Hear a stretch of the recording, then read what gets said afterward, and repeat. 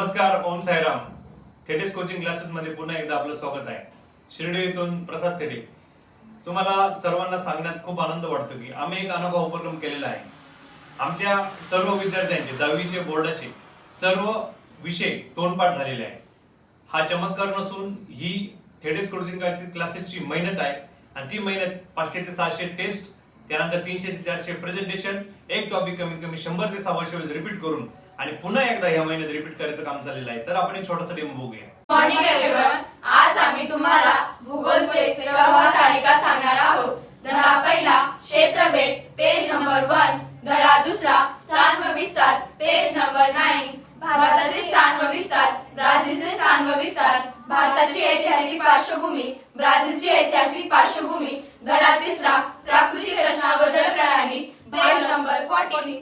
भारत, हिमालय, उत्तर भारतीय मैदान, द्वीपकल्प, किनारपट्टीचा प्रदेश, द्वीप समूह, ब्राझील, उच्चभूमी, अजस्त्र कडा, मैदानी प्रदेश, किनारी प्रदेश, द्वीप समूह.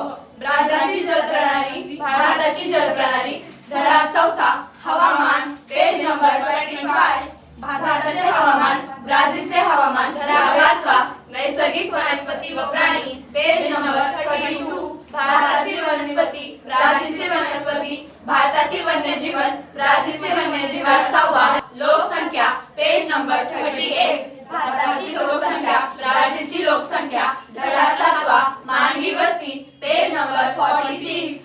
भारताचे नागरीकरण, ब्राझीलचे नागरीकरण. धडा 8वा अर्थव्यवस्था आणि व्यवसाय, पेज नंबर 52.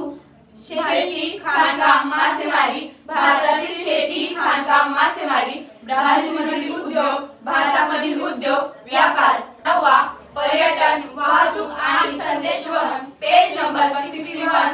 भारतातील पर्यटन, ब्राझीलमधील पर्यटन, भारतातील वाहतूक, ब्राझीलमधील वाहतूक, भारतातील संदेशवहन, ब्राझीलमधील संदेशवहन. धन्यवाद.